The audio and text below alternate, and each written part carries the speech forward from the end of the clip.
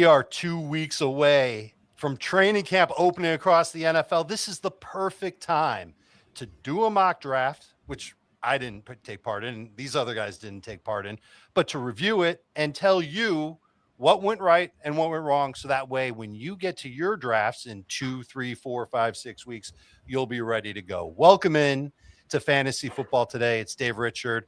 Two of the greatest fantasy football minds couldn't make it to the show today. So instead, we got Jake Ciely from The Athletic and Bob Harris from Football Guys, two dear friends of mine in the industry, two guys with interesting opinions. I've been following their work for years, and I know that their opinions are rock solid, and I'm hoping to get their perspectives on some players that maybe we haven't quite gotten from our crew here on Fantasy Football Today. Bob, you're the older one of the two. I am. I give you the floor first. How are things going at Football Guys?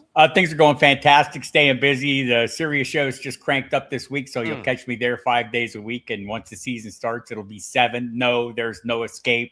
I apologize to everyone who feels that way. But yeah, it's been ongoing. Been doing all the best ball drafts, having a good time all off season long, doing the things we like to do. So yeah, I'm ready to roll here. I think there's some interesting values going on right now in the fantasy football world, and I think we'll discuss some in this very program. We will absolutely go round by round and talk, not necessarily pick by pick, but round by round for sure. Jake, how's life at The Athletic? It is great. Yeah, you one up my joke. I was going to jump in when you said two of the greatest, and I was going to say, and Jake, and then so to give you your flowers, and then you made it even better. But yeah, things are good over at The Athletic. This month is all the breakout series, as I always do, and it's fun to do these mock drafts, especially with great minds like you. Two guys I looked up to when I started in this industry, to make that clear. When I started, two guys I looked up to. And now you're kicking ass and we're not. So it's great that you chose this path instead of just staying on the sideline and following along. Thanks a lot, Jake. Okay.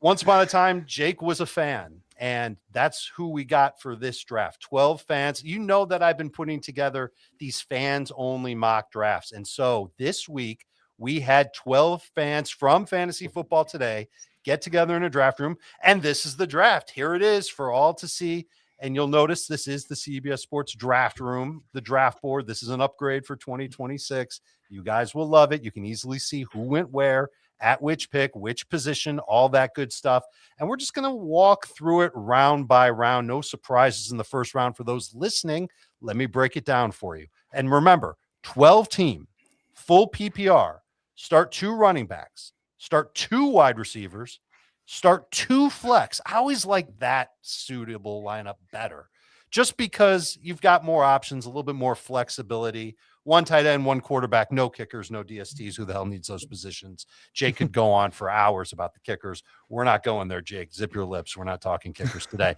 Here's round 1.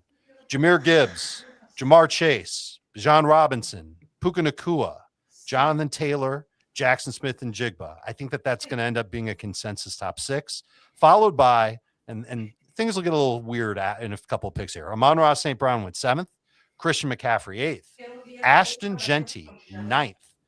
How about Drake London going 10th, Justin Jefferson 11th, Devon Achane going 12th. That's the first round. There is no James Cook in the first round. There is no CeeDee Lamb in the first round. No Chase Brown. Bob, I'll go to you first. You got a favorite pick in round 1? Yeah, like round 1 is a funny thing because we're drafting everyone at their ceiling, right? So, you need them to come through, and they either will or they won't. So that being the case, I'm going to say Christian McCaffrey going 8 is probably my favorite pick, realizing, yes, he is older, over 30 by golly. Yes, he's coming off a 400-plus touch season. But also, yes, Kyle Shanahan cannot quit him. As long as he's in the locked and upright position, he is going to get the kind of workload that will give him an opportunity to easily outperform that 8th spot. Jake, you agree? Is it McCaffrey? I had 2, and looking at this, one of them was going to be McCaffrey because he fell that far, because I think there's an argument that he's the 3rd running back. You could argue if he's the 3rd running back that he should be inside the top 5. I think the only hesitation is the amount of touches now in his career, but I was slightly leaning more like I just really like JSN at 6. I could take JSN myself at 4, even arguably 3. We were just talking coming off last year. I don't have a problem with Chase being the first wide receiver. It's just strange to me what we just saw JSN do to break out. It was Nakua and JSN were the top two. He outscored Chase by quite a bit, that being Smith and Jigba. So I think the fact that you can get him as the third wide receiver, when I think he's in the conversation to be up there with Puka Nakua, I like him at 6 there. Yeah, a lot of people do. And people see that Jackson Smith and Jigba after the year that he had. And don't forget about the half year he had in 2024. He averaged, and I needed to be reminded of this, in the second half of 2024, over 17 PPR points per game. That was the setup for him to go to that next level in 2025 when he averaged north of 20 PPR points per game as the clear number one target in Seattle. And I think game script is going to be better for him this year. I'm real curious about how that offense is going to look in the red zone without Zach Charbonnet, without Kenneth Walker. Not that Walker was a big factor in the red zone. I wonder if there's going to be a little bit more passing for Jackson Smith and Jigba inside the 20s. And as for Christian McCaffrey, I wasn't wowed by that pick. I still see him as a first-round guy, and I think that's the right place to take him. I'm not going to get into my whole diatribe about the touches and the age and all that other stuff. You can find that on CBSSports.com, or you could Google Dave Richard, Christian McCaffrey, and it should come up right there. Maybe add fantasy football to your Google search, and you'll get it right away. But when he's had a lot of work previously, he's broken down the years after. And I said years plural because there was a time that there were 2 years that he missed. It really didn't help fantasy managers because of injuries. So I'm a little bit nervous about that. I always hate that argument too. Well, he could get hurt. And if that's the only argument, then you should still take that guy. And that's why I still see him as a first-round pick. So that's who we liked in the first round. Who did we hate in the first round? Jake, first word to you. I think it's hard to really, as Ziggy's getting riled up in the background, I think it's hard to hate anybody in the first round. As Bob said, we're drafting all at their peaks. So if we're going to be nitpicky here, I say the only one that I don't love because of where he went is Jonathan Taylor. It's not that I don't think Jonathan Taylor can be Jonathan Taylor. And here's the thing. If the Colts went 17-0, Jonathan Taylor would be the 101. He'd be better than LaDainian Tomlinson because here's the stat I'm going to throw out. 30 points per game in wins, 10 in losses. And we saw how bad it was down the stretch, those losses, a lot of them incorporated into Daniel Jones. We're just banking on Daniel Jones. Hopefully there's still no clarity on if he's going to be 100% for week 1. And then that's one of the biggest, possibly the biggest I can remember for my entire career, the difference between wins and losses to have that big, a 20 point per game gap. Yeah. That's an RB1 gap. That's a top 5 gap. So it's just the fact that I don't mind Taylor in the first round. I would just rather take him with the back half of the first round. So again, we're being nitpicky. It's the first round. I don't mean to put you on the spot. And if you don't have this information, just say so. We can always look for it after the show and then post it on social media. Do you have the difference in wins and losses for JT when Daniel Jones played? No, I don't. But the drop-off was dramatic. Yeah, it was, yeah. Just the overall offensive drop-off was huge. Right. I think that was the problem. The Colts went from one of the best offenses in football to one of the worst, and all the big games, the big runs, everything evaporated at that point. So I tend to agree a little bit. I mean, I think Taylor's a little bit high there as well, but I think there's a handful of guys here. I mean, you could make arguments as I sat here trying to course through them, like Drake London. Am I confident in his quarterback situation? Not necessarily. I would like to see, Michael Penix Jr. in there. We saw the numbers last year were stark with and without Penix, although London was hurt during that span too. And Justin Jefferson, I felt like, Kyler Murray would be and I guess, we've seen Justin Jefferson. He has totally earned the quarterback proof card, but there is a JJ McCarthy exception on that license, right? We saw last year was horrible. So I'm not sure. And I was pretty convinced Kyler Murray was going to be the starting quarterback until Kyler Murray started Kyler Murraying during OTAs. So I'm a little less confident in that. So I have some uncertainty. Justin Jefferson has been a great player, a great fantasy asset. He could well be again. I just, when I look at some of the guys going in the second round, I think, man, I might have played it a little safer. It's one thing to say, well, he can't do any worse with Kyler Murray than he did with JJ McCarthy. But imagine saying he could do worse than how he did with Carson Wentz with Kyler Murray. Because with Wentz, he was good. He wasn't Justin Jefferson good. He wasn't 18 PPR points per game good. I think the number was 16.5 in those 5 games. We can go back 2 years ago when it was Josh Dobbs. Sure. We talk about this all the time. Nick Mullins. I mean, he was wide receiver 3 with those quarterbacks over a 5-game stretch. So He just needs a competent quarterback. Is Kyler a competent quarterback? That's the question we kind of have to ask ourselves. Not now. We don't have to answer it now, but when camp opens in 2 weeks, are we going to be hearing reports about Murray getting it and clicking and being in sync? Or are we going to hear about what we heard about in OTAs, Jake? I was going to say, I did the quick math for you, and I found it. So there was a 20-point per game difference for the entire season. Just with Daniel Jones, it was 19.7. So it was almost exact. Yeah, so basically a huge difference with and without Daniel is basically right in line with what the issues were. So there you go. Bob, did you say who you hated the most in round one? Was it London? Was it Jefferson? Is it a tie for first? If I had to pick one, I would probably go with Jake and say Jonathan Taylor, just for how high he went. I'm seeing him not go that early in drafts, but I can make the argument for him. So I'm gonna go off Jake, and I'm gonna go ahead and say Justin Jefferson. Okay. And I'll say Drake London because I'm a little nervous about how that quarterback situation shakes out, the change in the offense. I think they might try forcing some passes to other wide receivers. They're not a ton. I still think London's the guy. I just don't want to take him in round number one. So let's kick it over to round number two. Favorite pick in round two. I'll go first. I love James Cook. I think James Cook is a first round pick. Seeing him go in the second round, it made me wish that I had that team because James Cook has been great the last 2 years. I worry about the workload that he just had. 385 touches, I believe, is the number. That's pretty close to 400 touches. And for a guy who's as lean as James Cook, it does concern me a little bit. So when I do draft James Cook, I also get Ray Davis just in case of emergency. And we have seen Ray Davis play well without James Cook on the field before. But I thought that was the best pick in the second round because that's first round value in round two. Jake Ciely, I'm going to go to you first. Who was the best pick in round two? Because you saw me nodding my head and complete agreement with you is that James Cook was, as soon as I saw him in round two, I'm like, that's my pick. I'll let Bob argue for somebody else instead of trying to pick somebody else because off the cuff, I just did a show yesterday talking about James Cook and everything you said. Yeah, the touches, if you include the playoffs, could be a concern. But Ian Hardis did something a few weeks ago talking about how we pick these arbitrary numbers of 370, 380, 400, whatever it is, so he can cut off. And I'm not saying you guys are doing this, so he can cut off certain names and make it look more stark. And it's like the count doesn't really matter to me because James Cook still doesn't have 1,000 touches for his career. It's not like he's coming off multiple seasons of this. And to your point, he actually improved his yards per touch, both rushing and receiving, despite having 100 more carries. Everybody's like, oh, he can't have 16 touchdowns again. Okay, so he only had 12. He also had 600 more rushing yards on 100 more attempts. So I'm not that concerned about James Cook's workload at this point. Maybe in 2 years, but just not yet. Before I get your pick, Bob, it probably would do some good to actually tell everybody who went in round two, especially for those listening and not watching on YouTube. So forgive me. This is how round two went. Chase Brown, first pick of round two. Saquon Barkley, Derrick Henry, James Cook. Okay, so James Cook went after Chase Brown, Saquon Barkley, and Derrick Henry.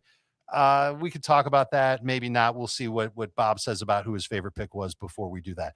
After those four running backs, plenty of wide receivers. CeeDee Lamb, fifth pick of round two. A.J. Brown, sixth pick of round two. Omarion Hampton, followed by Rashee Rice. Kenneth Walker III, 21st overall, ninth pick of round two. Nico Collins, George Pickens, and the last pick of round two. And I got a feeling there's going to be consensus on who our least favorite pick is in round two.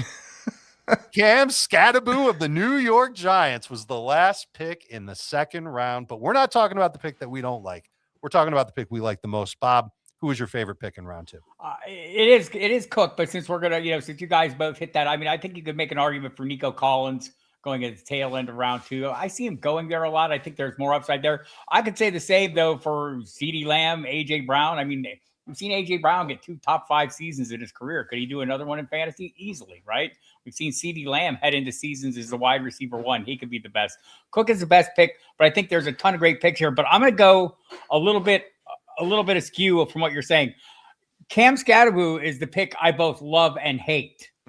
I love it because I love him, but obviously I'm going to go all Jeff Ratcliffe here. I don't walk into Starbucks and pay $12 for my $6 coffee. Right. And that's what happened here. So you hate that portion of it. But I do love Skattebo, and I think he is undervalued in normal drafts where you're finding him going round 4 on the norm.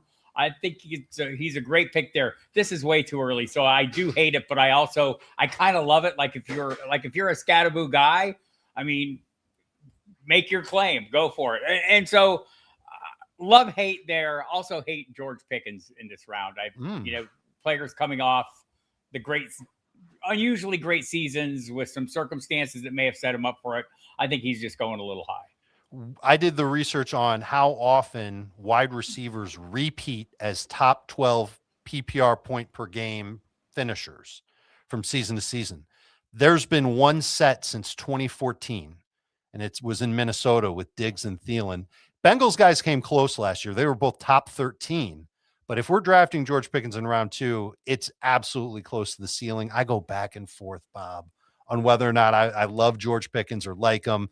I tend to agree that Pickens I think it's okay in this round. I don't necessarily love it, but the Scadaboo pick sitting at the end of round 2 just absolutely stands out to me. I've got my rankings open. I'd like to hear it from you guys. And then, Jake, I'll ask you which pick you hated the most in round 2, assuming that it wasn't Scadaboo. How do you have the 4 running backs that went at the top of round 2 ranked? It's Chase Brown. This is the order they went. Chase Brown, Saquon Barkley, Derrick Henry, James Cook. I've got Cook first. I've got Saquon and Henry back to back.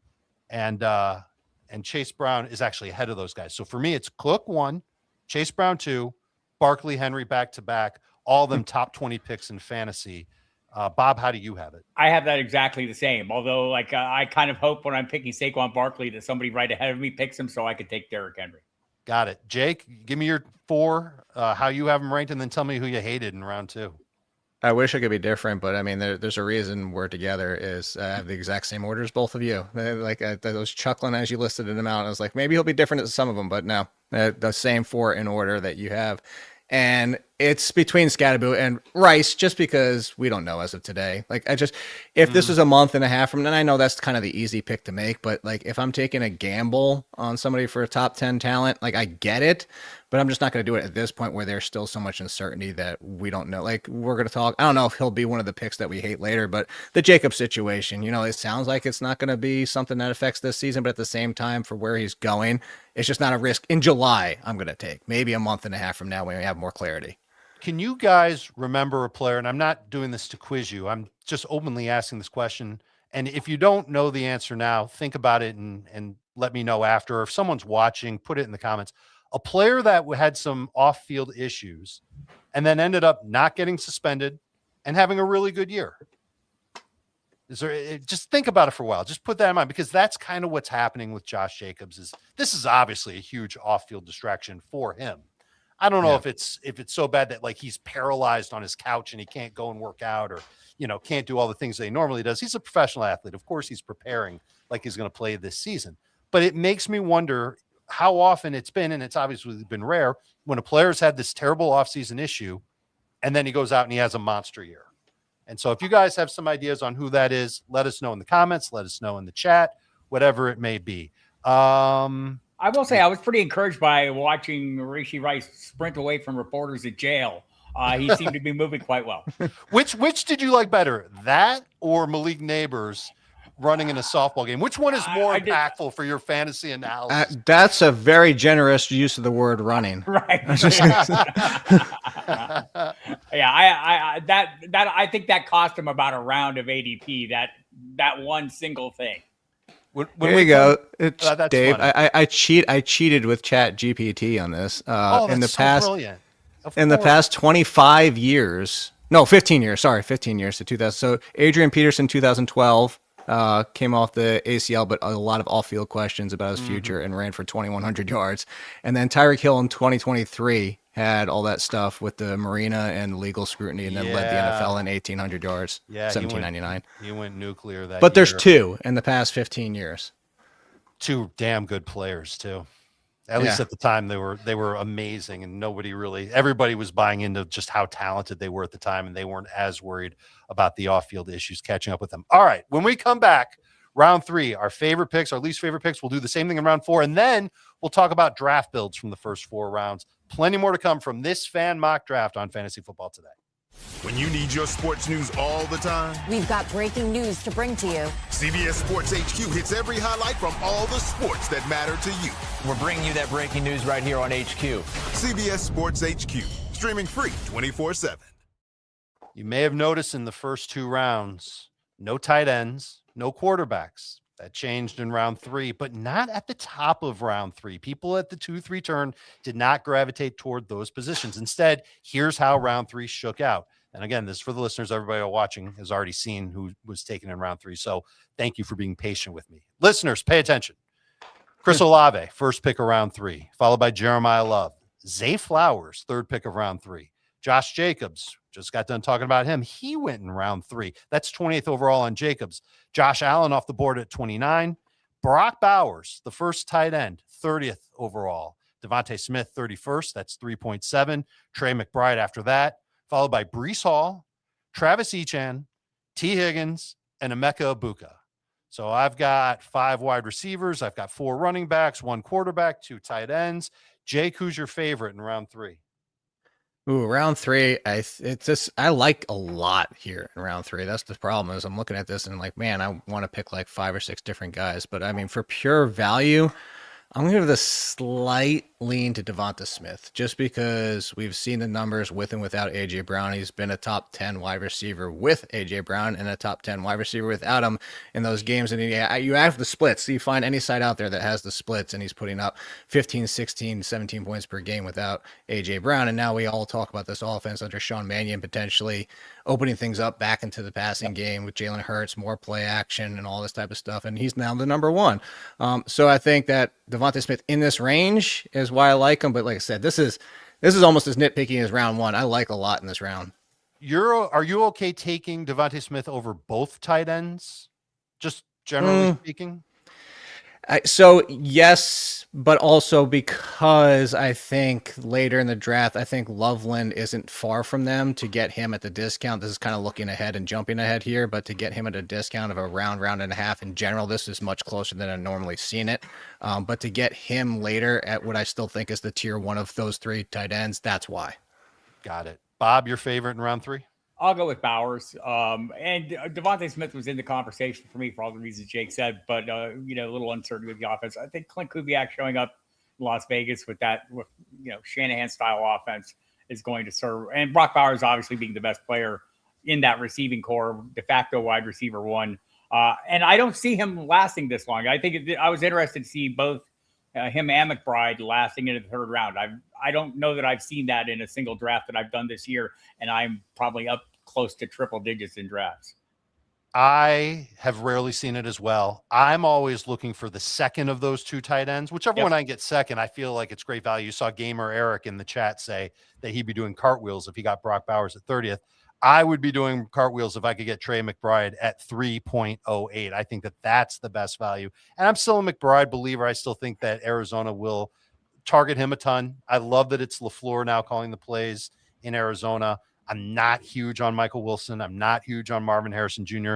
I think McBride's the best target and after catch. Well, not necessarily after catch in terms of like speed, but just power and making plays, being a factor closer to the goal line. I think he's got all that going for him. And I think it would be very smart of Michael LaFleur to keep leaning into him. And as long as Jacoby Brissett's the quarterback, whether it's for 8 games, 10 games, 17 games, we know what his tendency is to lean into tight ends. And McBride certainly proved that last year once Brissett got onto the field and in the game. I love Zay Flowers, the talent. I didn't like him going at 303. I think that's maybe close to a full round too soon. As excited as I am about Declan Doyle being the new play caller in Baltimore, I still can't help but feel like there will be some spreading of the ball. We know that he's not a huge factor in the red zone, near the goal line. And it's going to be a lot of big plays. And he's always been around 6.5 to 6.8 targets per game. And that's good. He's going to be good for fantasy. He's a top 16 fantasy receiver, but I don't see him as a round 3 pick. So that was my least favorite pick. I see that Devontae Smith went after him, Higgins, Ibuka. I'll take all 3 of those wide receivers easily ahead of Zay Flowers. Bob, do you have a least favorite pick in round 3?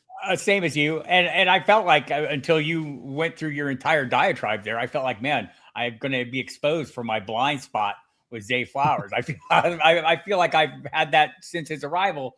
And so, you look at the numbers last year. I mean, this isn't that crazy a pick, but it's my least favorite of this round. And I'll say on McBride, I don't like paying the historic premium, when a player comes off that historic season because they're hard to repeat. but I do think that, in the third round, that's pretty good value. The question is about Brissett. He's not going to get to go 1-11 this year. He's going to need to win some games. Yeah, their schedule is impossible. I don't know if you've looked at it. I'm not going to read it to you. You can go find it, pause our video, go find the Cardinals schedule, and then come back to us. It is TUFF tough. Jake, is it 3 for 3 on Zay Flowers? No, I don't mind it as much as you guys do, but it really comes down to I'm trying to put myself in the 303 position and being like, yeah, Devontae Smith, T. Higgins, Ibuka, I would agree with you. I would argue for them over him, but if you feel like he has the slight edge, you're not going to get him on the way back. That's such a slow or a long laid off to have your 4th round pick. And so if you're thinking wide receiver there, like I'm just trying to give team 1 a little bit of a pass there. I don't hate it as much as you guys. So mine is actually more, and it only has to do because of today and what we all assumed was going to happen. It's not that I hate Trevor Etienne. It's just the fact that Kamara's still around. And I know Kamara's washed at this point. We can make the jokes of what he is. But at the same time, we're talking about Etienne going from the Jags to the Saints. And I know the Saints impressed last year for what people thought they could do. But I would still call it a downgrade in the offense. And I still think having Kamara around means that the workload we saw him get with the Jaguars will probably be similar. I know they paid him all the money, but I think that was the money expecting of higher workload if there was no Kamara. So it's just the fact that this is one you just did. Looking behind him, I'll take both the Williams. I'll take Swift. I'll take Judkins. If he's healthy, that's a big question as of today. I would even probably have a tough time. This is 2 rounds later. Probably have a tough time between Montgomery and Etienne as of today. I almost had it 3 for 3 saying his name right. You almost got there. We're all getting used to it. It'll take a year for us to get it right, but we've all got it with his younger brother in Carolina. We're already calling him Achan as well. So it's did everybody ask the brother if Travis is telling the truth? Right. Yeah.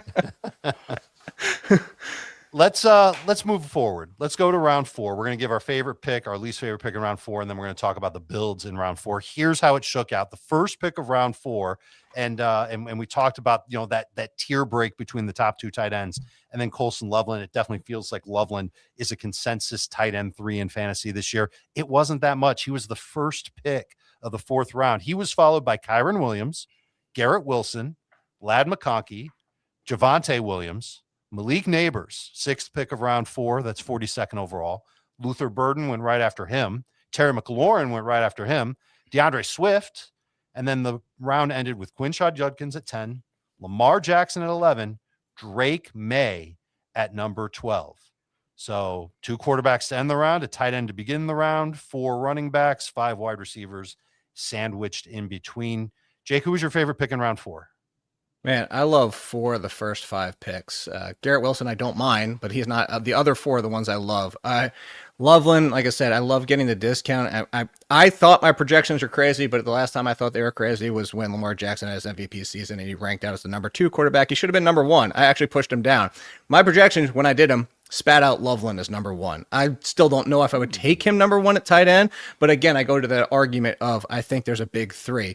But Kyron Williams there, I feel like I've done this for the past 3 years. Everybody's talking Blake Corum now. Well, Blake Corum, what if he gets 40% of the touches? He had 39% last year. So the 1% is going to make the difference. The Rams are going to continue to use Kyron Williams the way they continue to use him, especially at the goal line, and one of the best offenses. He's going to get the touchdowns. He's going to get the touches. I understand Kyron and the fear of Corum, but the good news is you're not taking Kyron in the 2nd round. You're taking him in the 4th, and I would do that every day. If you could sign me up in all of my drafts and just say, Jake, you don't have a 4th rounder, it's always Kyron Williams, I would take that today. His PPR per game average has actually declined 3 straight years. Last year, it was 15.5. But if you look at the 11 games, including the postseason, when Corum was playing 30% or more of the snaps, so that's lower than 40%, but there were some games where he was around 40%, a few where he was even higher. He was averaging almost 16 PPR points per game, and that was on 2.5 targets per game. He had 11 total touchdowns. Touchdowns, a big part of Kyron Williams' fantasy profile. That was my favorite pick of round 4. Was it yours too, Bob? No, many aggregators have told me that's going to be a 50-50 split. Come on now. No, I do like the pick. I'm going to go with the other William. I'm going to go with Javonte. Average 19 opportunities a game, double-digit touches in all 16 games, 62 red zone touches, 5th most among running backs. Ranked pretty highly in targets. Is in the top 12 in running back targets as well. So, and I think we're getting a good discount on him. I know there's some Jaden Blue buzz, but it's not like Blake Corum like buzz. So I'm going to go in on Williams here. I like either of the Williams. I think this was a target-rich round. There's an awful lot of players I liked a lot that went in this round, and I think Williams, who finished as running back 12 last year, or right in running back 1 territory. I think he's a great value here. I think this was a good value too. I like the Kyron Williams value a lot more, but Javonte certainly still at the top of that depth chart for Dallas. He is also a little bit touchdown dependent, and you saw it in the first half of the year. His first 8 games, 18.6 PPR points per game. Man, he was looking like he was just going to be the runaway Cinderella pick of the fantasy season. He had 9 touchdowns to help him. In his last 8 games, only 4 touchdowns and 11.8 PPR points per game. The dude needs to score touchdowns in order to come through. My least favorite pick in the round, again, I agree with you guys. I thought round 4 was stellar. I didn't love DeAndre Swift going at 9 in round 4. I think he's more of a round 5 pick. It's a little nitpicky of me to say that, but I really liked a lot of the other players. I was even okay with the quarterbacks going when they went. I'm always a fan of waiting until you get a quarterback at a steal. And I felt like Lamar Jackson and Drake May, with their upside and the weapons they have in their offense, and certainly with what Lamar can do with his legs, yeah, we're talking about 2 guys that are steals when you're getting them in round 4. They're both capable of finishing as QB1. So a little bit of a nitpick to say DeAndre Swift, but a guy who's going to be sharing carries right up there to the same level as what we talked about with Kyron Williams, except he's not guaranteed the goal line work as much as Kyron is. And I kind of like Monangai in some ways better than Swift. Maybe it's just because I'm a Swift hater and I've never been a huge DeAndre Swift fan. And last year he proved me wrong and I had to kind of get on board. But even so, I feel like 45th overall, just a little bit too rich for my blood. Bob, I think that did you even have one? There's no one I hated. I'm going to go with Quinshon Judkins because it's like the Zay Flowers kind of thing. I just have a little bit of a blind spot for Cleveland Browns in general. I'd rather, but I do think he'll have a great role. I think in Swift's case, though, the argument is, are they going to make him a more integral part of the passing attack like he was in Detroit under Ben Johnson? I think I don't know if it's double the targets, but he got more targets. I think the Bears think there's more room for him there. But he too had the good fortune of touchdowns last year. So a little bit concerning, but I'm going to go with Judkins. It sounds like he's healthy. They've upgraded the offensive line. Todd Monken ran the ball like crazy in Baltimore. There's probably a lot to like about this, yet still I don't feel comfortable with it. I mean, there was a reason why he ran the ball crazy in Baltimore. Yeah, Derrick Henry. That's a pretty good reason. I don't know if that's necessarily something that's tracked with Todd Monken over the course of his career. I'm frantically looking for my notes on it. In 2025, 8 times a running back had 15 plus PPR. That's low. For Baltimore, only 8 times it happened. Derrick Henry didn't have a great year till the end of last year. In 2024, it was 13 times. Again, we're talking about Derrick Henry. 2023, Baltimore, this is before Derrick Henry got there, only 6 times. A lot of Gus Edwards. How about that pull? Gus Edwards back in our lives. 2019 in Cleveland, 8 times a running back did it. 2018 in Tampa, 5 times. So I'll stand by my comment. When he doesn't have Derrick Henry, not necessarily a guy that's going to lean totally into the run game. That being said, I do think volume will work in Judkins' favor, and it does look like he's going to be healthy to start training camp, and that's really an important thing. Jake, did you tell me who you didn't like in round 4? No, and I hate this pick, and there's only one pick in this round that I absolutely hate. I don't disagree too much with either of your picks, but Malik Neighbors, there's no way I'm taking Malik Neighbors in the 4th round. I'm not taking him as a top 20 wide receiver. I actually have him at 26 in my rankings, and it's kind of a way of saying I'll take him as my 3rd. Now, let me say this, because of the team who took him, it kind of makes a little bit of sense because he's the 4th wide receiver. You can afford to do that. I'm purely more looking at value if only looking at the 4th round. And I have another 6 or 7 wide receivers, including both the guys right behind him, Jalen Waddle, McMillan, sneak preview on possibly loving that pick the next round, sure. Watson and others. It's just like, there's just no way, because there's so much uncertainty. Like, does he start in the pup? Is it 6 weeks? Is it 4 weeks? Is it back to Saquon Barkley? And I know he was a Giant at that time, but where even if he's ready for week 1, we don't even see 100% of what Neighbors can be until October. So I hate taking him in the 4th round. That's really the issue. If I told you that he would participate in 2 weeks of training camp and that from week 7 on, he would average 15 on the dot, 15 PPR points per game, where are you drafting Malik Neighbors? Is this about the right spot?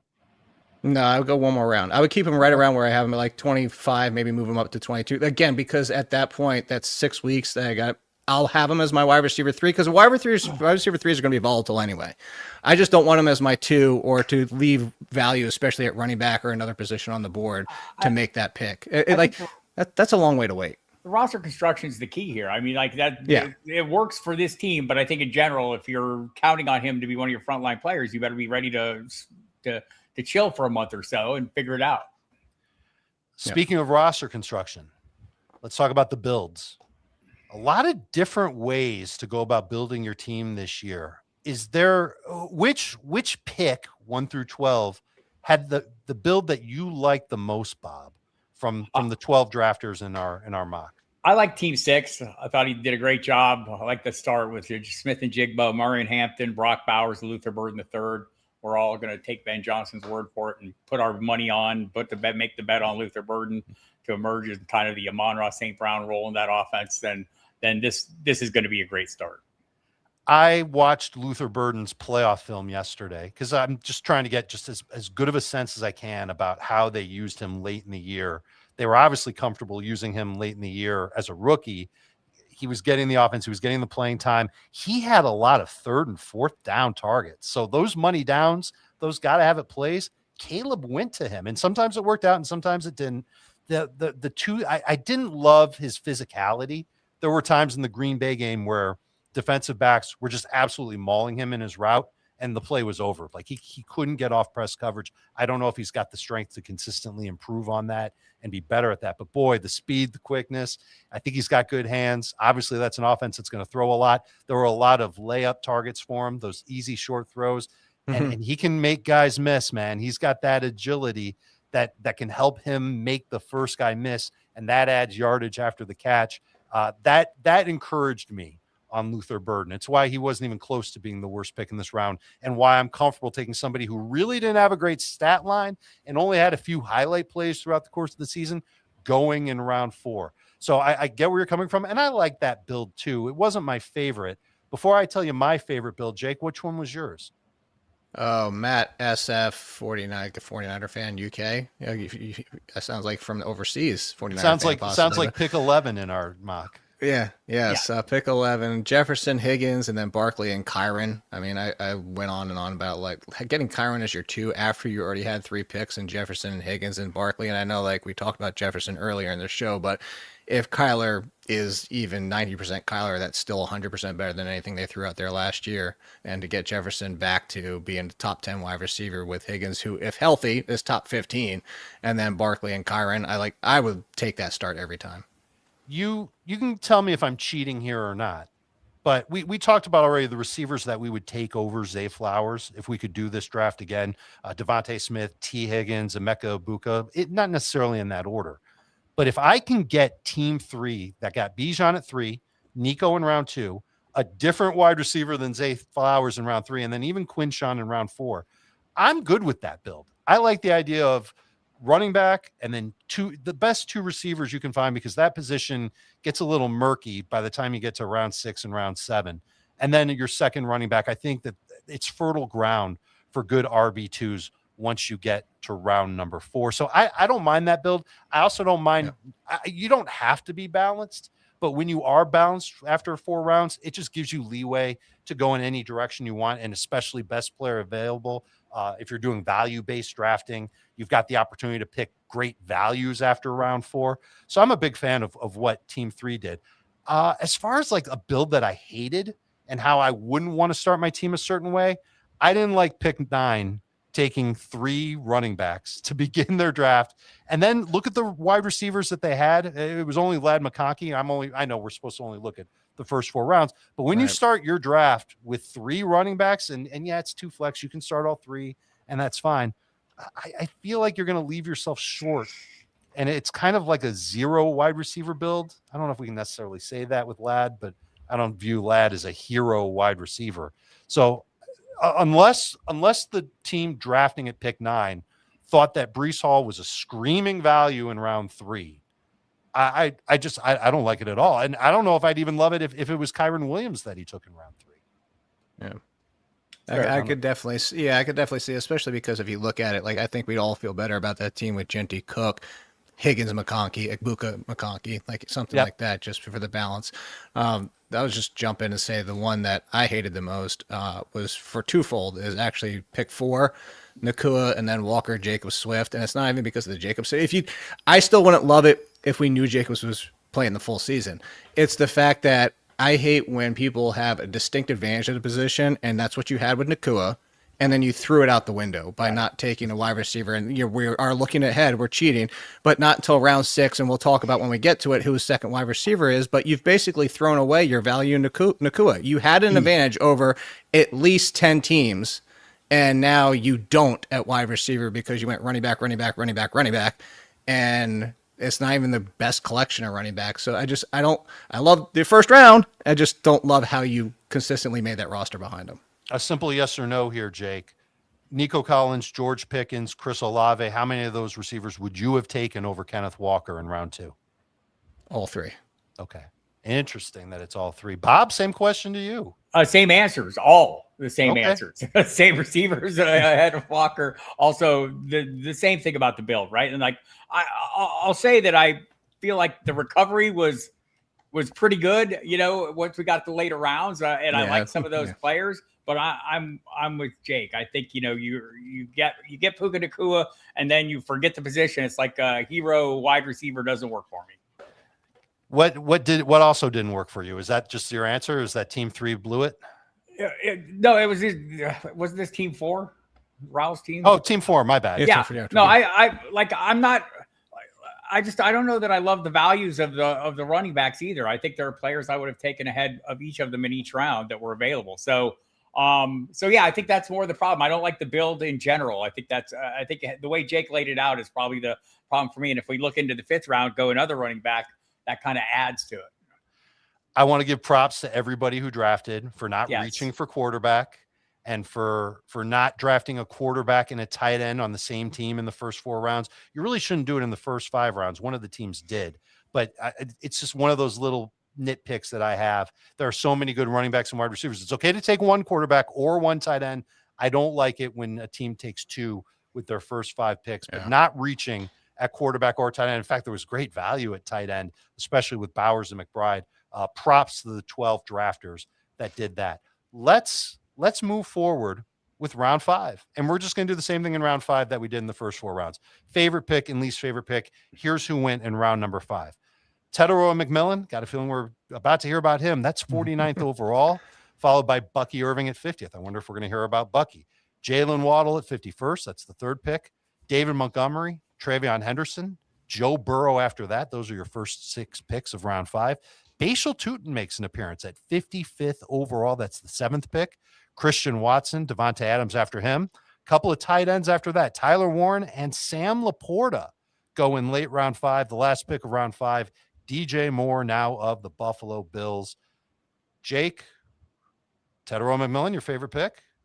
I'll let you guys have that one, so I'll speak about somebody else because I feel like that's the easy one. Yeah, I think we're all going to love Teteroa in that spot. But so I'll throw out David Montgomery. And again, in the 5th round, it's not that, I think David Montgomery is going to be a top 12 running back, but we're walking into a situation that was able to produce one of the most efficient running backs in Woody Marks, still having RB2 value because of the workload given and what we all expect. I know it could go sideways still, but we all expect this team is going to look better on offense this year.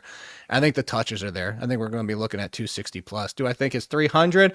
No, but it would shock me if he got to 300. And then if he does get to 300, even if it is volume reliant, 300 touches for the Texans will have you pushing that RB1 conversation. So I think it's just about the fact that Montgomery in the 5th is basically like where we always should have been having Montgomery for the longest time, even when he was with the Bears. And now you can take him there and get that upside. And like I said, I was more so leaving it for you guys to wax poetically about Teteroa in the 5th round. Bob? I'm not going to. I'm not either. Wow. I'm not either. Wow. I'm going to go with the best goal line back in all football, Mr. Devontae Adams. He's been consistently productive over the course of time. 14 touchdowns in 14 games last year. Puka Nacua doesn't get the goal line looks. You look at 27 end zone targets, 9 more than any other player last season. And so finished wide receiver 9 overall. That was his 9th top 10 finish in 10 seasons. I didn't see signs of slowing down other than the missed games, and I'll deal with those if I have to. I love that pick. I am on par with Montgomery. I'm on par with Tedero and McMillan. My favorite pick in round 3 was Jalen Waddle. And people who've been watching FFT since March know that I love the landing spot for Waddle in Denver. I do think it signals him being the alpha number 1 receiver there, 7 targets per game as a floor. The touchdowns I worry about. Cortland Sutton's still there. They've got some guys that can work at the goal line. Bo Nix can use his legs. So that's a step back. But we've seen Jalen Waddle win at all 3 levels in many different ways over the course of his career in Miami. And he's had really bad quarterback play the last couple of years. And he's been overshadowed by Devon Achane, Tyreek Hill. And I don't think there's anybody overshadowing him in Denver. So I think he's just landed in a great, great opportunity. He's actually my favorite pick in round 5. And I know I'm going to be able to get him in round 5 in a lot of my leagues. I view him as a wide receiver too. That's my favorite pick in round 5. But there were some picks in round 5 that made all of us go, blah, and they were gross. And I don't know if there was one that was really that bad for me. There were a couple that were just like, I don't think I could do that. And for me, it was Sam Laporta. I just think he's a round 6 pick. Felt like you were reaching a little bit. Maybe you could tell me that the team at pick 11 took Laporta then because he thought that maybe the team at pick 12 would take him. But why would the team at pick 12 take him if they had already taken Colson Loveland at the top of the 4th round? So he could have waited until round 6. He could have taken Jaden Daniels in round 5. I guess I would have been kind of okay with Daniels in round 5, but either way, I just feel like it was a little too soon for Sam Laporta. I did like a lot of the picks in this round, to be fair. Bob, do you agree? Was this a good round for fantasy managers, or were there some picks that made you go, blah? Nothing made me go blah. I mean, I felt like all these, I could defend all of them. If I was looking to nitpick a little bit, Sam Laporta would be one. I might nitpick on Christian Watson a little bit, just wondering what the roles are going to be there as this year Jaden Reed becomes the best receiver on that team, even though he's already the best receiver on that team, just not recognized as such. No. So that'd be the question. Like all these other, like Bashal Tutin, I mean, you could make the argument that you're getting a great value here if he takes over the lead role or he's the primary back here. So, yeah, I don't have a lot of complaints about this round in general, but Laporta might have been a little too early.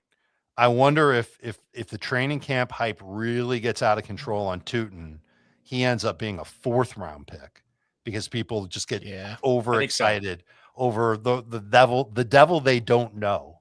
And there's a pretty good track record. It's short, but it's a good track record of running backs under Liam Cohen blowing up and having a big year. Travis Etienne last year, Bucky the year before that. Sure. And once upon a time in college, it was Chris Rodriguez. He had like 1,400 total yards, a bunch of touchdowns at Kentucky. Totally different game, different level of competition, but still you saw the running back get a lot of work. Jake, who you hating on? I don't hate it, but I'd say Joe Burrow. I just don't want to be taking this pick knowing, and again, some of it's probably hindsight for the people in this draft, but knowing that there was similar quarterback values, in my opinion, 2 rounds later. And that's just really what it comes down to. It's hindsight but also when you knew that weight came after Allen May and Jackson, I just don't want to be the first person to pull the trigger on that. And that like I said, it's nitpicky, but I just don't love Burrow there. I get it. But the fact that we like a lot of the picks in round 5, or at bare minimum, in the case from my perspective, and I'm sure the other guys too, Montgomery, McMillan, at least it's on par. This was a good round. And I think you could expect a lot of these picks to be there in your drafts when you get to round 5, assuming that training camp hype doesn't go out of control one way or the other for any of these guys. So let's close the door on round 5. Let's open the door on round number 6, which started with Jameson Williams. Excuse me. It says Jay Williams in our draft room. I should have looked to see if it was a wide receiver from Detroit. J-Mo, first pick around 6, followed by Jaden Daniels. Jadarian Price, 3rd. Mike Evans, 4th. Carnell Tate, 5th. Tony Pollard, the 6th pick, 66th overall. Tony Pollard with Tennessee. So a couple of Titans back-to-back. Alec Pierce, he'll play the Titans twice this year if he's healthy. He went 7th. Jalen Warren, 8th. Parker Washington, 9th. That's another AFC South player. Roma Dunze, 10th. Marvin Harrison Jr., 11th. And Chuba Hubbard, running back at the Carolina Panthers. Last pick of round 12. Jake, who do you love? It's funny. Now we're getting to the range where it's like, oh, I like 1/3. I don't really like 1/3 of them. And then like, Round it was 5 like, was all puppies and rainbows and unicorns. And now we're in the gutter. I would say my favorite, and I might be on an island. It seems like I am so far with this opinion, but I think it's kind of weird that I am, is I love Jaden Daniels here. And I say that to say the island it was weird to me that we're drafting Jaden Daniels as a top 3, top 4 quarterback last year, after what he did as a rookie, and knowing the rushing potential and knowing that this offense might do more than just one thing now that Kingsbury is not at the helm. And everybody's just like, nah, I don't want Jaden Daniels anymore. And so I get it. If you don't want an injury risk quarterback, fine, then why are we still doing it with Lamar Jackson? Like, so I just look at the upside of somebody who could, if he finished as the number 1 fantasy quarterback, I wouldn't bet on it, but I don't think it would absolutely shock and floor everybody. To get him in the 6th round, I think that's great value. He definitely has the upside. Bob, is he your favorite too? No, I'm going to be the old people supporting old people. Come on down, Mike Evans. I think we're totally dismissing the history of production. Granted, injuries, age, new location. We're talking about a guy who's been wide receiver 2 or better in 11 of his 12 seasons, including 6 wide receiver 1 finishes. He's going to be the alpha receiver in a Kyle Shanahan offense. I know he's not an ideal fit for this offense. Clay Kubiak, though, saying all the great things, saying they want to feed him when he's in single coverage. And I do think Brock Purdy has shown he's capable of throwing to big receivers over the middle. So maybe that compensates a little bit for the less than perfect fit. But I think we're basically paying for the floor and totally ignoring the super high ceiling. I'll give you a stat you'll love and a stat you'll hate on Mike Evans. The stat you'll love. Just the one I love. We think that he's probably going to play a lot in that Jawan Jennings type role. Jawan Jennings had 9 touchdowns in 15 games last year, about 1 every 6 catches. That's pretty badass. The fantasy production at the end of the day didn't match because he didn't get a ton of targets, and that's where the bad news is. 49ers history, just 4 wide receivers have 7 or more targets per game in Shanahan's 9-year tenure in San Francisco, and only 2 of those 4 average 15-plus PPR points per game. All of them had 13-plus PPR points per game. And I think if you're drafting Mike Evans here and you're expecting 13 PPR points per game, you'll be good to go. You'll be happy with that. So I don't know if that's my favorite pick. I'm falling for Parker Washington, guys. And you can try and talk me out of it and say that Brian Thomas Jr. is going to be the new alpha in Jacksonville. But I just love the way he improved as the season went on and how he had that rhythm and chemistry with Trevor Lawrence. There's a lot of mouths to feed in that offense. We don't know how good that run game is going to be. I think Washington proved that he can work all 3 levels of the field. He might be reliant on the first 2 levels. I don't know how many huge plays he's going to have, but I think the target volume is going to be there for him again. He was my favorite pick in round number 6. My least favorite pick in round number 6 was Jaylen Warren. I have absolutely no idea how the backfield is going to split up in Pittsburgh. I've talked about it on FFT before, but Rico Dowdle was brought into the NFL by Mike McCarthy. He had a major injury. Mike McCarthy did not cut him with an injury settlement. He let him rehab. And then eventually, Mike McCarthy gave him his first opportunity to play in the NFL, and Dowdle didn't disappoint. It earned him a contract in Carolina, and now here he is reuniting with McCarthy. He's going to know what McCarthy wants from his run game, and his stats, his efficiency metrics were almost on point, if not a little bit better, depending on which stat you're looking at, as Jaylen Warren's. I don't have a problem with Warren. I just think taking him in the 6th round was a little bit too soon. You guys can agree on disagree with me on that one. I do prefer whichever Steelers running back you can get second. It's going to end up being Dowdle, especially in PPR leagues. And if I end up with him later in the draft, then I'm happy with it. But I think it's just too soon to take Jaylen Warren. Bob, your least favorite pick in round 6? I'm going to go with Warren as well. Although if you wanted me to, I'd make an argument against Marvin Harrison. Sure. I don't know that we'll see the breakout, right? I just say, I have questions about how this team is going to fare, who the quarterback's going to be. I mean, it's going to be Jacoby Brissett until it's not. My only thought is, all the success people had with Jacoby Brissett, they need to realize it came on a 1-11 record in his 12 games. That's not going to stand this year.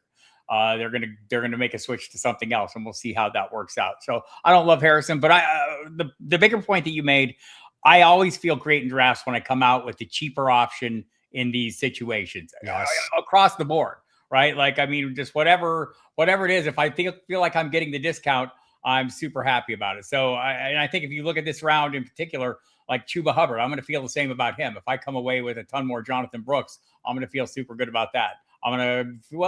I think the price has changed on Rashad White and Ja'Cory Krosky-Merritt, but getting White cheaper for a while, I loved. I'm taking a ton of Ramondre Stevenson way later than Travion Henderson, just because I think the Patriots would agree with me. So I like the cheaper half of these deals, these package deals. There's a lot of ball game left between now and late August on all of those backfields. So there's a lot that we have to learn. Jake, spew some venom. Who do you not like in round 6? Well, we can make it 3 for 3 on Warren. Actually, to everything you said, I just said on a podcast yesterday, and the fact that I actually think even if you just take it at face value, that Dowdle fits slightly better than Warren does in the McCarthy offense. The only pushback that I've seen, and I would kind of agree with, is that because it's Aaron Rodgers, you do want the better pass blocker, and Warren is shown to be a definitively better pass blocker. But I mean, if that breaks the tie, then I'll happy to be wrong. I want the biggest thing you guys said. I want the discount. I'll take whoever's going later. Anytime we have a messy backfield, give me the discount guy. I will bullet point real quick. Agree with you on Parker Washington. I do think that it's Trevor Lawrence's style. It's Liam Cohen's offense style. By the time Brian Thomas is 15 yards downfield, Lawrence has already made a decision 8 out of 10 times, and it's not Brian Thomas. So that one, I'll give the one little pushback. I don't hate Harrison as much as you guys, mostly because here's what it is. If you told me Brissett was starting 17 games, I don't care about the win-loss. It's just, does he start 17 games? Because he actually treated Harrison as the one in those starts with a healthy Michael Wilson. So, I'm not saying it's a breakout, but now we're taking Marvin Harrison at the end of the 6th round. I'll invest in that, but you're also investing, hoping, I agree with you on this part, that Brissett is actually the quarterback for the full year. Yeah, that could be a problem. And again, we're drafting. It's the same thing that I said about Mike Evans. If you're drafting these guys hoping that they finish in the top 12 at their position, I don't know if they can do that. But can they be startable? Certainly wide receiver 3s, maybe wide receiver 2s. Yeah, I think they can do that. And I guess round 6 is okay. We're going to take a break, and then we're going to do round 7, round 8, and our favorite teams from this mock draft. Stay tuned. You think you understand how this business works, but you don't. I now know why Monty was so stressed. What's the plan here? Landman. New season now streaming only on Paramount Plus.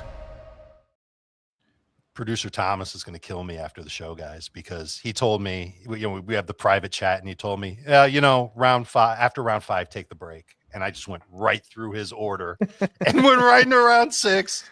So I think Adam Azer's job is pretty safe, but I digress. Round 7, 3 tight ends to start round 7. I'm going to give you the names. I'm going to give them to you in alphabetical order before you actually, this is for the listeners because everybody can watch it, and Jake and Bob have already seen it, but Harold Fannin, Tucker Kraft, Kyle Pitts. Those were the first 3. Quickly rank them for yourselves. Go ahead. We'll wait. All right, we're done waiting. Here's how they went in our draft. Pitts first, Tucker Kraft second, Harold Fannin third. They were followed by Wan'Dale Robinson, Rico Dowdle. Went to the same team as Jaylen Warren in this draft. Interesting. Brian Thomas Jr. went with the 6th pick in the round. Then we had J.K. Dobbins, Jalen Hurts, Jordan Tyson. One of those things is not like the other. R.J. Harvey, Quentin Johnston, and the last pick in the round was Chris Godwin. Jake, who'd you love from round 7? So initially I was going to be like, oh, wow, Fannin, because I think he can lead the team in targets and be the number 1 option, even as questionable as that quarterback situation will be. But then at the chance that we get Kraft 100% for week 1, Kraft at this point, even if this is a little bit different than Neighbors, because Kraft, if we knew was 100%, he'd be going up there by like Loveland.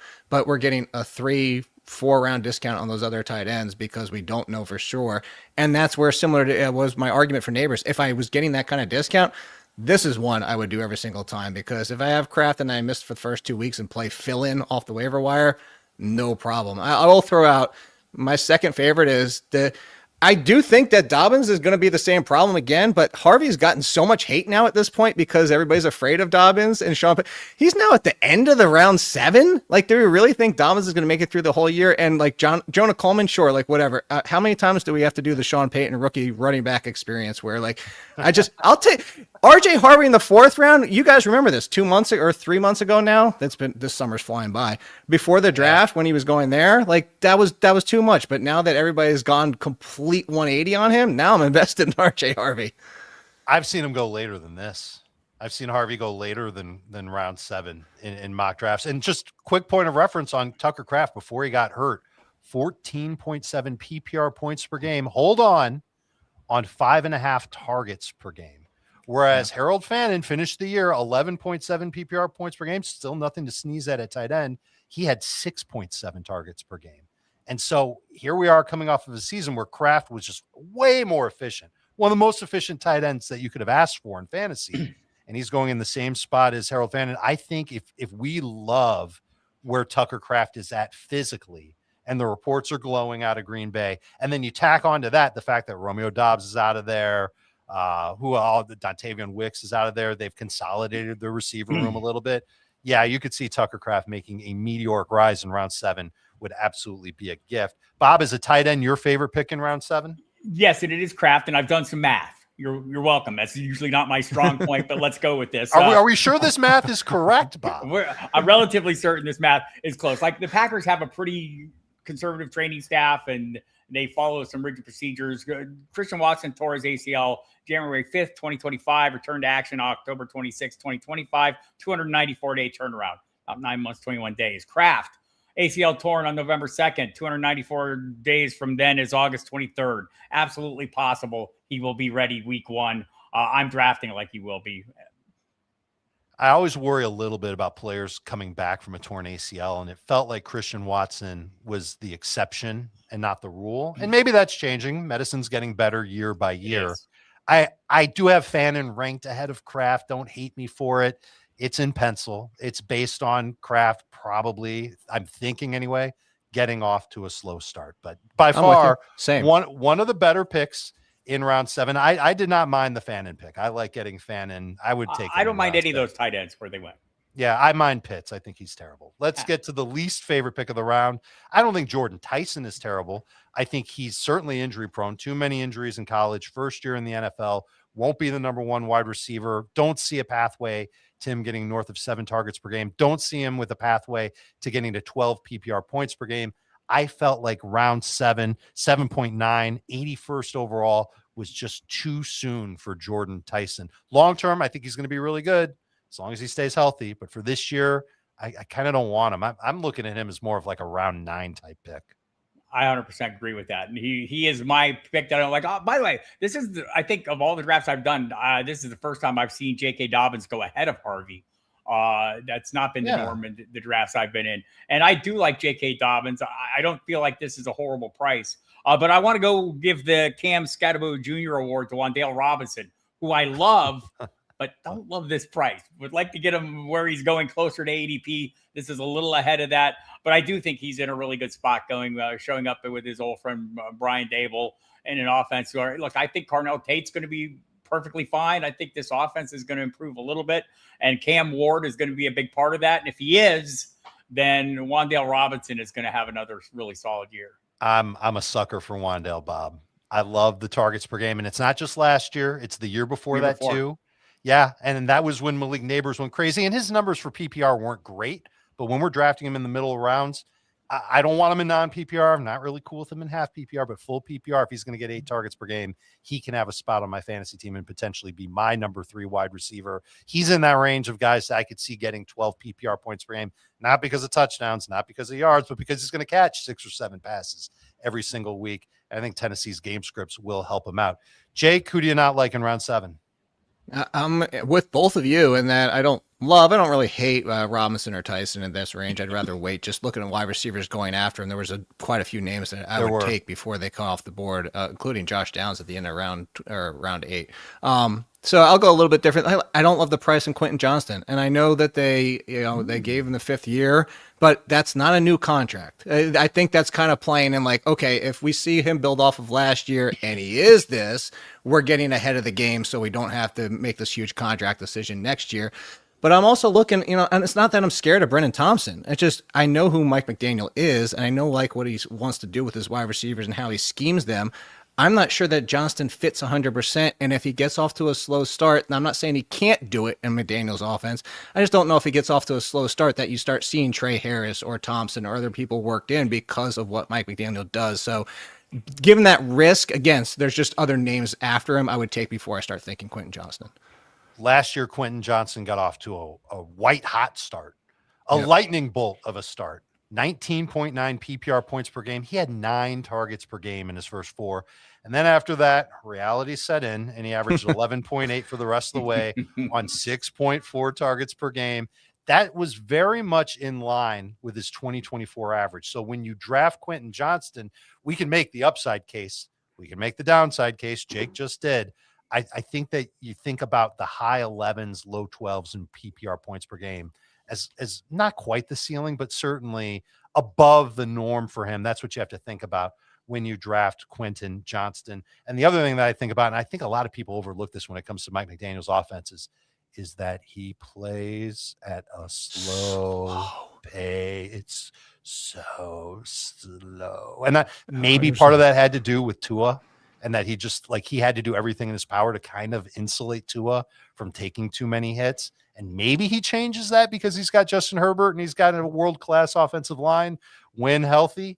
But I do worry that Mike McDaniels is going to stick with utilizing the run game. And I think Harbaugh is going to ask him to do that and playing at that slow I was going to say, Harbaugh was already one of the lowest in plays per game to begin with. Right. So how does it get better?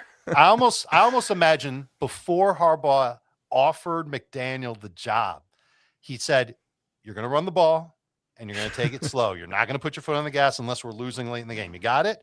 And Mike McDaniel spent 8 minutes explaining that he got it.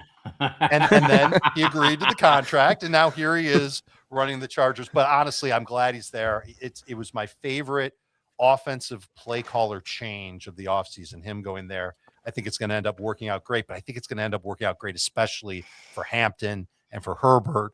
I'm still kind of unsure about McConkey taking a big step forward. And you just heard what I had to say about Quentin Johnston. I think he'll be good, not great.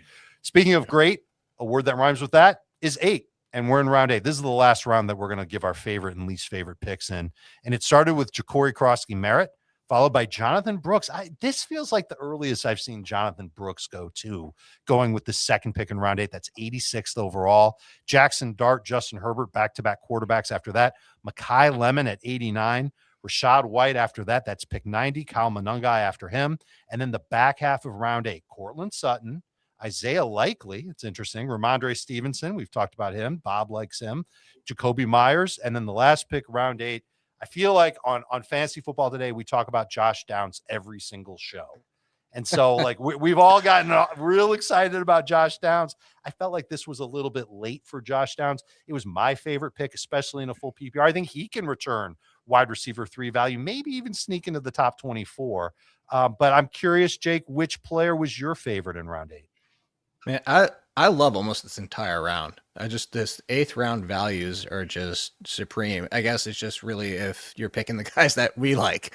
I think Jonathan Brooks is starting, not quite. I like you said, it's kind of the earliest I've seen too, but I think that the biggest question with him is if he's 100% the talent we knew, he could take the job without an injury. And I think that's why people are drafting him. So I think there's going to be a breaking point though, like another round and a half. And now it's like you're buying basically it happens within weeks, not even, halfway through the season. So I think the Dart value is great just because if he actually stays healthy, I mean, it's weird that all these sites, and I'm not even coming for CBS, every site does it. Every site counts the first 2 games that he stepped on the field. He stepped on the field for like 5 plays. Yeah. If you take those 2 games out, he averaged 20 points per game. He was a top 5 quarterback. So the injury risk is real, but I think the upside of Jackson Dart is real as well.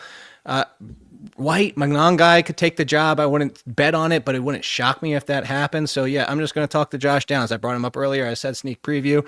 I think Josh Downs, people are kind of overlooking that he's going to be the number 2. And he's had blips of being the number 2 when asked, and at times has shown that he has the upside to be the guy. Actually thought you go all the way back to Anthony Richardson, and he had games where you saw, oh, wow, Josh Downs, if he had the volume, 24. could be the guy. So with the volume being there, and this is with or without Daniel Jones, you just basically Wan'Dale Robinson, in my opinion, at a round and a half discount, and possibly even better. So the receivers that went in round 5, Jake, Wan'Dale, Brian Thomas Jr., Jordan Tyson, Quentin Johnston, Chris Godwin.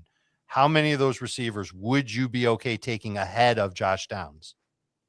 2. And it's like, only because Godwin sounds like he's 100% healthy.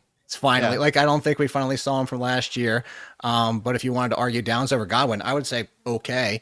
And then, I would take Thomas just in case we're wrong, just because the pure innate talent of Thomas is what it is. And what if Cullen's like, you know what, that was stupid of me. Maybe I'll use him in the slot some. Maybe I'll treat him as the number one as he can be. Because if Thomas gets back to 120 targets, even with Lawrence, I mean, we're talking about the talent is better than anybody on that team. It's just whether or not it clicks. So, but Downs, and again, that if you want to take Downs over to, I'll put it this way, I'm going to kind of reverse your question here. If you took Downs over all of them, I wouldn't say you're crazy. I would agree. Mr. Harris, are you down with Downs? Yes, I am down with Downs. I think the talk we've heard heading into training camp, Shane Steichen talking about using him inside and outside. I think that's going to enhance his value. I know people who cover the team talking to, the beat writers on the regular. I know James Boyd from The Athletic has been really high on him the last couple of years, and the role just hasn't quite materialized. I think the vacated targets with Michael Pittman gone work in his favor. There's a lot to like in this round, and I think when you look at the round overall, you could say this is depends on how your roster is constructed, what player you might like the best here. Like if you needed a solid running back too, hello, Ramondre Stevenson, I would take him. Running back 22 last year on a points per game basis. I think this is a nice discount. Jonathan Brooks, if you have some really solid starters ahead of him and you want to swing for that upside play, as Jake said, maybe, one of the most talented back in the draft the year he came out, if he would have been healthy. There's a lot of Rashad White, super solid receiving asset. Could he gain the starting role? Yes, I like that he went cheaper than Ja'Cory Crosby-Merritt. I'm not against our guy, Bill. I just haven't seen it more than a couple games, right? Right. It's flashes. It's been and now they're asking him to put on weight, Bob. Right. That's always a little bit of a tell. So I probably my favorite pick here. Like another swing for the fence guy might be Isaiah Likely there. If you think that he can finally make use of his talent, freed from the specter of the great Mark Andrews looming over him, apparently. He never could move ahead of him. So I'm a little bit torn. Jake might be right. Jackson Dart might be the best value of this bunch if he plays at last year's level and can stay on the field. Dart sure liked throwing to his tight ends last year, too. 22.8% target rate to tight ends, 9 career games for Isaiah Likely when he's had at least 6 targets, 12.5 or more PPR points in 8 of the 9 games. My goodness, if he averaged 12.5 PPR points, then he would help you win. Not an accident that he was brought over, right? I think this is not a coincidence that John Harbaugh and him, and the same with Patrick Ricard, by the way. Thank you for Cam Scattaboo. These weren't happy coincidences. But if John Harbaugh brought Isaiah Likely over, I would ask Harbaugh, what the hell happened? Why didn't you use Likely more? Mark Andrews happened. Well, all right. And I guess that's part of it, but you could still run an offense where both those guys would do fairly well. There were just so many games where Isaiah Likely left us holding the bag. And I think that's why he's going as late as he's going. I like getting him as a settle for tight end. I've got him as a top 10 tight end. I do think he's got upside. But he wasn't my favorite pick in the round. Downs was. Lemon was my least favorite pick in the round, which it stabs me in the heart. I have a pen. I'm going to stab myself in the heart. I hurt myself. Oh my God. I literally took a pen and hit myself in the heart. I love his talent. I don't see the Eagles offense supporting 2 wide receivers and a tight end. I just don't think they'll throw the ball enough. I love Smith too much. Hurts is still a top 5 type of fantasy quarterback. Lemon's a great talent, but not at 100% in OTAs. Hopefully he'll be 100% for the start of the season. I'm sure he will go through some rookie struggles. He will be a good fit for what they're doing. I just don't want it. This is too soon for me. He's in that same range as Jordan Tyson. I'm thinking about him in round 9, round 10. I would not take him here. Bob, quickly, your least favorite pick in round 8. It was also Lemon, easily, by far. I mean, of all the picks here, I could probably make an argument for Crosby-Merritt if you wanted me to pivot off your guy, just because the hype was so insane last year. And I know, talking to a lot of the writers who were responsible for some of that hype, some of them have pretty good reasons. I think Ben Standing told me he thought that in season that one of the big problem for Crosby-Merritt was that Jaden Daniels and Terry McLaurin weren't on the field, right? And that if all the pieces were there, this would have been great. And, I can't say he was wrong. I just don't know that I'm buying into it. Jake? Yeah, I actually don't mind the Mekhi Lemon pick, but I've been on the record of being a Lemon supporter and what this offense can do under the changes. That being said, what you said actually concerns me, Dave, is that the health, like a rookie not being able to get on the field, and if this continues all the way into the season and he doesn't get a ton of practice time, you have to move him down and not take him in the 8th round. So outside of that, I feel like Jacoby Myers is the odd man out. I know he's been great and reliable, and he's just always there, and he's always overlooked for his entire career. But it's like, if we're wrong on Parker Washington repeating, and it is Brian Thomas, or if it's Brian, like either way you look at it, it's just like, it just feels like he's always the third on that team. And so like, I just don't see where the value is. He feels like one of those picks in this round where it's like, hey, I can use him during the bye week. And if that's a pick, then I don't want it, because where's the ceiling? James Gladstone told me his superpower was catching the football. Come on, that's important. What a for shocker. wide receivers. Yeah, definitely important, but I feel like almost every wide receiver has that superpower. Brian Thomas, not so much last year. Yeah, I'm married, not in Jacksonville. All right, if we kept doing this for rounds 9 through 14, people wouldn't listen and we'd be wasting our time. So let's just go to it and talk about which team was our favorite team after the first 8 rounds. So put your blinders on. Don't look at round 9 or later. If you guys listening want to see who was taken round 9 beyond, go to youtube.com, search for Fantasy Football Today. You can come and find our video. You will see the draft board. It is beautiful. It is on the screen. You can pause it as many times as you want. You can write it down till your heart's content. You will see who went in rounds 9 through 14. And there are a lot of sleepers in there. We're just not going to be able to get to them today. But your favorite team through 8 rounds, Bob Harris, which one is it? I think it's drop back like it's hot. What number is he? He's 9. That's pick number 9. Yeah, I think I'm going to go with that just because I like the late run of so James Cook, great value. Breece Hall, I'm more in on. I think to the world. I was arguing with Howard Bender about this last night. You know, like, oh, they're telling us he's going to be in a 3-headed monster. They told us that last year when it seemed way more realistic with Tanner Engstrand coming over to say that they're going to copy that Detroit offense. And then what do we see? Breece Hall get the most carries of his career, and they just paid him $43 million. Like that, like the wide receivers here. Love the Adams Evans picks. I'll overlook the Tyson, but think he fared well with Justin Herbert. George Kittle could be a top 5 tight end once he's back on the field. If that comes after week 5. So a lot to like there. Bo Nix, and some of the backup players are fine, but I like the top of that roster. All right.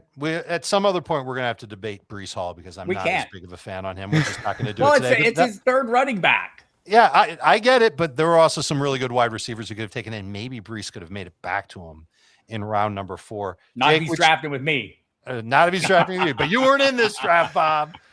You were doing who knows what. You're a maniac. I don't even want to know what you were doing. Jake, you're less of a maniac. You are a much more grounded, civilized man. Which team was your favorite? Yeah, I was thinking I might go back to the 11th pick with Matt SF, but Team 12 made a real push for it. And just by having Loveland where he does, and Godwin is his 4th wide receiver, Krosky Merritt, there's a mix of that backfield. Maybe he wins out as your 3rd running back. But it ended up being the 3rd pick, surprisingly enough, by the time we got to this point, because the Bijan, Judkins, Stevenson as your 3rd, which might still be the better value as we saw at the back half of last year than Trevion Henderson. I don't think a lot of people are banking on that happening, but another one that wouldn't completely shock us. And then your 4th wide receivers are Odunze with one of your favorite picks, which I agree with Jalen Waddle. So you have Collins, Flowers. Even if you don't love Flowers, Waddle, Odunze, you're arguing that you could have the best quartet of wide receivers. If Malik Neighbors was healthy, that team would, but that's an amazing group to have. Also Fannin already at your tight end position with those other weapons. And I know we're not looking later into his draft, but he addresses his quarterback position, which a potential QB1. I think through 8 rounds that the 3rd pick is looking really good. I liked Team 3. But I think the team that I like the most, and maybe I'm talking out of both sides of my mouth because I'm not a huge fan of McCaffrey. I'm not a huge fan of Mekhi Lemon, but it's going to be Team 8 that took McCaffrey in round 1. I loved the value. What can I say? I'm a sucker for a good deal. Love the value of CeeDee Lamb going with the 17th pick overall in the draft. Trey McBride, 32nd pick of the draft. Jalen Hurts, round 7 pick 80 for Jalen Hurts. You're stealing from the league. It's not fair.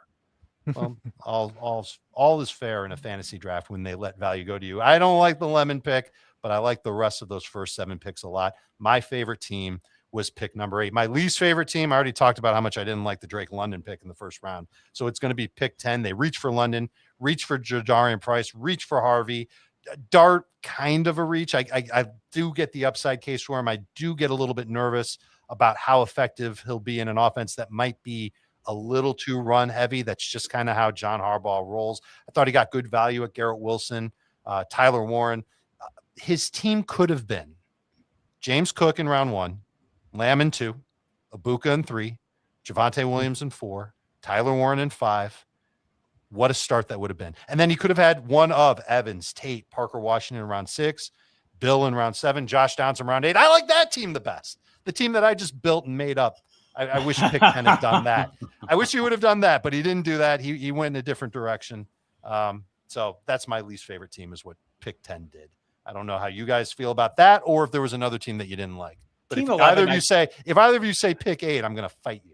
Team 11, I thought Team 11, like all these teams, like if I ended up playing with them, I would probably, it would not be the worst thing that ever happened to me, because I can tell you some horrible things have happened to me, people. But in general, I think Team 11, the Justin Jefferson, I didn't love the value. Saquon, we need him to have a big year in new offense. T. Higgins, it's kind of uninspiring. And then we got to the Sam Laporte. I do like the Kyron Williams pick. Like I said, there's some things I like on this, and maybe Jonathan Brooks if he comes through. But downstream, even I'm not as big a fan of most of these picks, except Jake Ferguson. I love this year. People are totally missing Jake Ferguson. And if you want to know why he likes Jake Ferguson, why he likes some of the other players that we didn't really get into, you can always find Bob Harris on footballguys.com. He's one of their leading analysts. Jake, your least favorite team? Yeah, I'm going to go back to the Neighbors team, and I know it can work right. But basically, it is a zero RB approach, and it could crack. Look, Tootin if he's top 20, Pollard if it's under Dable top 20, or Dobbins stays healthy, or Rachaad White is the leader of that backfield. There's a lot of ifs, but a zero RB-ish, and a lot of it banks on Neighbors being 100%. You can't deny that St. Brown, A.J. Brown, and Devontae Smith is a great trio, and if Neighbors is healthy, you go zero RB with that, I have no problem with it. I just think there's a lot of questions coming out of this draft, and again, kind of cheating, but looking at how he finished out the draft, I don't think it came together perfectly, and it really comes down to, seasonal. Best ball, one thing, to try and go zero RB still these days, but seasonal, when you're looking at the fact that Brian Robinson, Woody Marks, Tank Bigsby, Pacheco, Manuel, we can't really do zero RB anymore because everybody's too smart, and all these guys are already taken. So it just the makeup through 8 rounds, I don't love it. But I'll be honest, it's not as bad as I thought it was going to be once we got to the 8th round. So it's not that I actually really despise this team. It's just he gets the slight edge of the team that I like the least. That was the team I was going to go with, but I felt like, for what was trying to be accomplished here, it was done well for what it was. Maybe I don't prefer this kind of build. Yeah. And I wouldn't do it, but I thought the Tootin, Pollard, Dobbins, White, I thought that run right there. If he hits on 2 of those being top 15, 16 running backs, that team's going to be one of the best. That's a playoff team. Yeah. I just don't know which. I don't even know if he's got one. Right, that's the question. Like Tootin is the one you can make the case for that he could Rachaad get there. White put up a running back 4 season, sir. Yeah, you're right. That's a good point. If anything happens over the past to 3 seasons, number 3 or number 4 in receptions and for running backs. True. Yeah. He definitely has that role on lock. I don't know if Bill can catch. And also, this is a guy that Jay Daniels is familiar with. He played with him in college, et cetera, et cetera. So that connection will be there between the two of them. Jake had so many interesting takes. You can read more on his takes at The Athletic. Both these guys also have podcasts, radio shows. You can download the Sirius XM app and you can hear Bob there. Jake's got his own show. Jake, do you have 1 show or 2 shows? I don't even remember. I can't keep track. 1 show. I guest spot on Fantasy Pros regularly, but the 1 show is the all-in speed run. I keep it to 20 minutes or less because you got to find that little bit of time when we're overloaded in this industry. Do you hate me that I kept you for 80 minutes? No, because you guys. We went 80 minutes. You know who's going to kill me for this is Adam Azer. Your producers. No, the producer is not going to be happy with me now for 2 things. You know what? Azer's going to kill me. He never really 100% follows through with all the bets and stuff that you do on the show. So he can take one on the chin. Like when he barely shaved his head that one day for Nando. Like come on. Barely shave your head. Either you do or you don't. Nando gave a ton of money to St. Jude if he would just cut a line in the side of his hair. 3 lines on the side of his head. And he barely did 1. He can borrow one of mine. You guys are the best. I'm so glad you came on, and I'm so glad that we were able to review this mock draft. And more importantly, there are so many takeaways that we have from this draft to give you, the viewer, the listener. And this is just the beginning of fantasy draft season. It's here. Well, it's in 2 weeks, but it's almost here. So I really appreciate you guys being here, and I hope you guys appreciate the knowledge that you've gotten. You're a little bit better when it comes to drafting your fantasy teams this fall. For producer Thomas Schaefer, Sammy Davis, and Bob Harris, and Jake Ciely, I'm Dave Richard. This has been Fantasy Football Today. Oh, golly, 84 minutes. Azer will really, he's going to try and punch me. It's not going to work, but he's going to try. But I appreciate you. I appreciate you all being here. I hope I just didn't say a bad word. Thanks for coming out.